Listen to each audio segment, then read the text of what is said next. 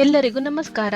ಮಾವಿನ ಹಣ್ಣಿನ ಸೀಸನ್ ಇರುವಾಗ ನಾವು ತುಂಬಾ ವೆರೈಟಿಯ ಸ್ವೀಟ್ಸ್, ಡೆಸರ್ಟ್ಗಳನ್ನು ಮಾಡಬಹುದು. ಇನ್ನು ಮಾವಿನ ಹಣ್ಣಿನ ಸೀಸನ್ ಶುರುವಾಗಿರೋದ್ರಿಂದ ಈ ವಿಡಿಯೋದಲ್ಲಿ ತುಂಬಾನೇ ಸಿಂಪಲ್ ಆದ ಮಾವಿನ ಹಣ್ಣಿನ ಲಸ್ಸಿಯನ್ನು ಹೇಗೆ ಮಾಡೋದು ಅಂತ ತೋರಿಸ್ತಿದ್ದೇವೆ. ನಾನಿಲ್ಲಿ 1 ಕಪ್ನಷ್ಟು ತುಂಡು ಮಾಡಿಕೊಂಡ ಅಲ್ಫೋನ್ಸೋ ಜಾತಿಯ ಮಾವಿನ ಹಣ್ಣನ್ನು ತೆಗೆದುಕೊಂಡಿದ್ದೇನೆ. ಅದನ್ನೊಂದು ಮಿಕ್ಸಿ ಜಾರ್ಗೆ ಹಾಕೊಳ್ಳಿ. ಇದಕ್ಕೆ 1 ಕಪ್ನಷ್ಟು ಗಟ್ಟಿ ಮೊಸರನ್ನು ಹಾಕೊಳ್ಳಿ. ಮೊಸರು ಫ್ರೆಶ್ ಆಗಿರಬೇಕು, ಹುಳಿಯಾಗಿರಬಾರ್ದು. ನಿಮ್ಗೆ ಎಷ್ಟು ಸಿಹಿ ಬೇಕೋ ಅದರ ತಕ್ಕ ಹಾಗೆ ಸಕ್ಕರೆಯನ್ನು ಹಾಕಿ. ನಾನಿಲ್ಲಿ 1/3 ಕಪ್ನಷ್ಟು ಸಕ್ಕರೆಯನ್ನು ಹಾಕಿದ್ದೇನೆ. ನಿಮ್ಗೆ ಚಿಲ್ಡ್ ಲಸ್ಸಿ ಬೇಕು ಅಂತ ಇದ್ರೆ ಸ್ವಲ್ಪ ಐಸ್ ಕ್ಯೂಬ್ಸ್ಗಳನ್ನು ಹಾಕಿ.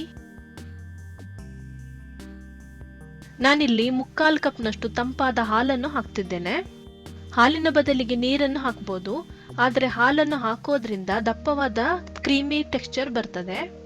ಇದೆಲ್ಲವನ್ನು ಒಟ್ಟಿಗೆ ಚೆನ್ನಾಗಿ ಬ್ಲೆಂಡ್ ಮಾಡ್ಕೊಳ್ಳಿ. ನಿಮ್ಮ ಹತ್ರ ಜ್ಯೂಸರ್ ಇದ್ರೆ ಜ್ಯೂಸರಲ್ಲಿ ಇದನ್ನು ನೀವು ಮಾಡಬಹುದು. ಮಾವಿನ ಹಣ್ಣಿನ ಲಸ್ಸಿ ಸರ್ವ್ ಮಾಡಲಿಕ್ಕೆ ರೆಡಿ ಆಗಿದೆ.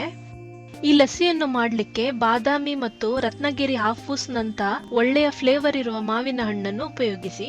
ಈ ವಿಡಿಯೋದ ಕೆಳಗಡೆ ಡಿಸ್ಕ್ರಿಪ್ಷನ್ ನಲ್ಲಿ ವಿಧವಾದ ಆಹಾರದ ರೆಸಿಪಿಗಳ ಲಿಂಕ್ ಅನ್ನು ನಾವು ಹಾಕಿದ್ದೇವೆ. ಆಸಕ್ತಿ ಇದ್ದಲ್ಲಿ ಅದನ್ನು ವೀಕ್ಷಿಸಿ. ನಾವು ಪುನಃ ಭೇಟಿಯಾಗೋಣ. ಎಲ್ಲರಿಗೂ ಧನ್ಯವಾದಗಳು.